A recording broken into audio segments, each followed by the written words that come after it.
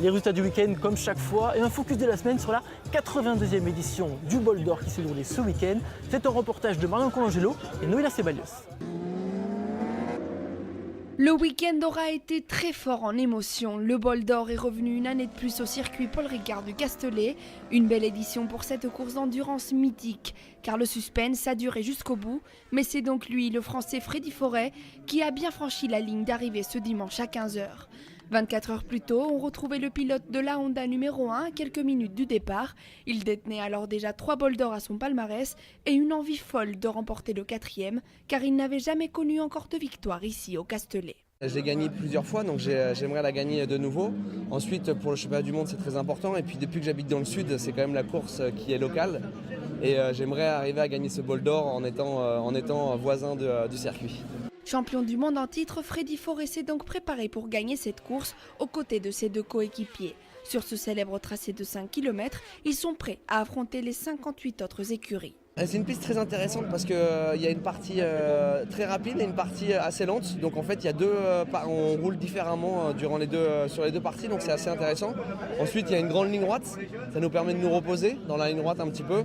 Donc voilà, c'est vraiment atypique, quoi. Sur la voie des stands, la tension est palpable. Les équipes sont déjà dans une course contre la montre. Après les qualifications, place aux dernières retouches. Les mécaniciens travaillent sans répit pour mettre la moto à point avant le départ. C'est pas mal d'entraînement, c'est l'organisation et pas mal d'adrénaline aussi.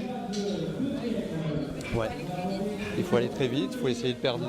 La course se gagne aussi dans les stands. Ici, chaque seconde compte, surtout pour les moins expérimentés. Après une phase de qualification accidentée, cette équipe amateur sera dans le dernier tiers sur la grille de départ. Pas de quoi les décourager. C'est notre première satisfaction, c'est de rouler avec les pilotes professionnels, les gros teams qui nous font rêver depuis des années. Et puis également de terminer la course, ce serait notre premier objectif tout simplement. Le moment tant espéré arrive enfin, samedi, 15h de l'après-midi, et c'est parti pour 24 heures de course.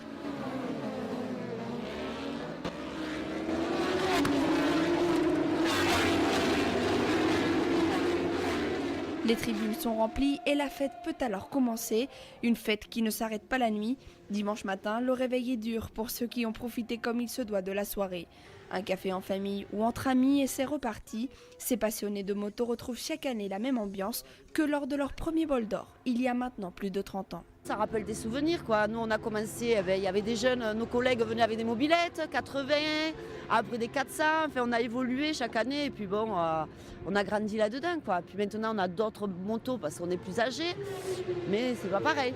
C'est autre chose, mais on l'a vécu du début et voilà. Donc les motards qui sont comme nous se reconnaîtront dans cette expérience. Une passion qui se transmet de génération en génération, c'est dans les bols d'or comme celui-ci que leurs enfants ont grandi. Finalement, je pense que les choses elles se perpétuent assez bien.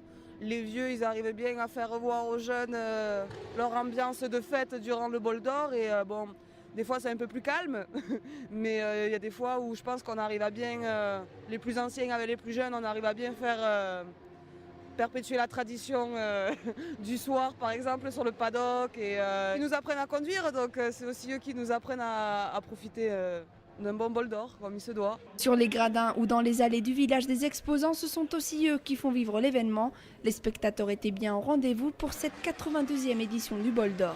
Légère hausse par rapport à 2017, cette année ils étaient 69 000 à assister à l'un des plus célèbres spectacles du sport mécanique français. Un bilan positif, c'était une réussite sportive et surtout une réussite populaire parce que le public est revenu, on est en progression, on a du monde. C'était compliqué de passer derrière la F1 qui a subi pas mal de problématiques d'accès. On a connu ces problématiques de première édition. C'est difficile de faire une première édition. Donc les gens étaient un peu prudents. Mais aujourd'hui, on essaye de répondre au mieux à leurs demandes. Alors les tractations, c'est avec le circuit. Mais oui, on a très bons accords avec le circuit et la région. Donc on se sent bien. Il faut qu'on progresse parce que le circuit qui pendant de nombreuses années a été fermé au public doit faire encore des travaux, des investissements pour mieux accueillir le public. Donc le Bol d'Or a déjà fait avancer les choses.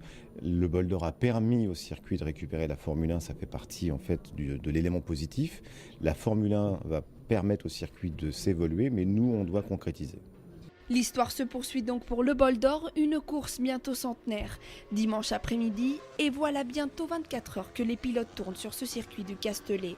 Plus que quelques secondes, et voilà un rêve accompli pour l'équipe Honda. Les Français Freddy Forret et Mike Di Meglio et l'Australien Josh Hook offrent la victoire à leur équipe, pas sans souffrance, car la course aura été plus que serrée. On a eu quelques soucis là au début de la course, des soucis électriques, et ça a fait qu'on était un peu démoralisé, mais on s'est dit écoute, on va essayer de pousser et au moins d'aller sur le podium, mais on pensait 3e. Puis finalement, ceux qui étaient devant ont le même problème que nous autres. Donc ça fait qu'on a gagné la course. Pour l'année prochaine, on est reparti pour une saison encore. Donc on a gagné le championnat cette année-ci et on aimerait bien regagner le championnat. On aimerait bien, mais il y a le facteur toujours chance qui est aussi important. Mais on va tout faire pour essayer de gagner le championnat de nouveau. Yamaha et Whipple Racing finissent 2e et 3e de la course. Un Bol d'Or palpitant qui inaugure une nouvelle saison du championnat du monde d'endurance.